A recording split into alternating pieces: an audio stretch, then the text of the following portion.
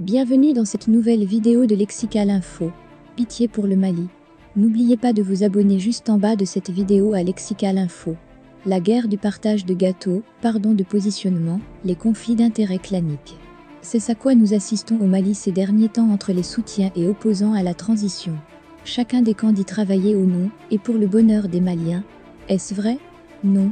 L'injustice sociale, la crise scolaire, la cherté de la vie, l'insécurité grandissante avec ses lots de morts, sont, bien qu'une réalité, utilisées par certains pour manipuler la population, afin de faciliter leur accès au pouvoir.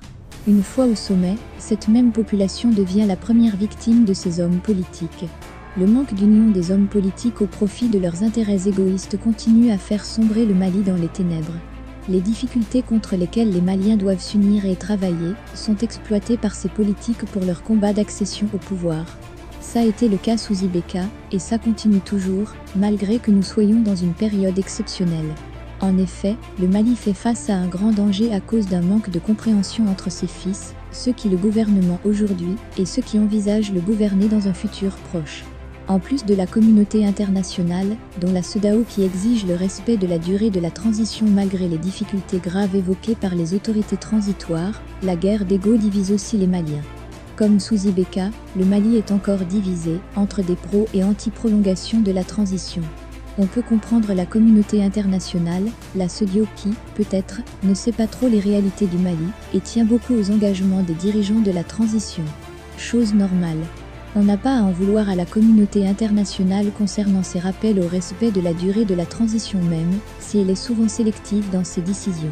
Entre Maliens, la division doit cesser. Il est temps de sortir dans les combats de personnes pour une sortie définitive de crise.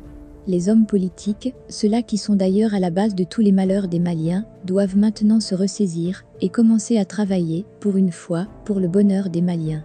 Le cadre d'échange des partis et groupements politiques composés majoritairement des partis de l'ancienne majorité présidentielle doit être réaliste. Les difficultés qu'il dénonce dans ces sorties sont, certes, réelles. Mais peut-on tenir l'élection présidentielle en février prochain, alors que la situation sécuritaire se dégrade chaque jour? Quel candidat pourra aller faire des campagnes dans les zones de Dinangourou ou Marebougou dans la région de Mopti, ou encore Farabougou, et environnant dans le cercle de Niono? Ces politiques doivent donc être réalistes concernant le calendrier de fin de la transition. Quant au gouvernement, il doit arrêter les tapages médiatiques pour se concentrer sur ses missions. Il y a trop de dérapages qui doivent être corrigés. Le gouvernement doit cesser de faire semblant, comme si le Mali peut aller à un bras de fer contre la communauté internationale. Au niveau national, il faut tout faire pour unir les Maliens. Rien n'est encore trop tard. Merci pour votre aimable attention et n'oubliez pas d'activer la cloche de notification pour recevoir les prochaines informations.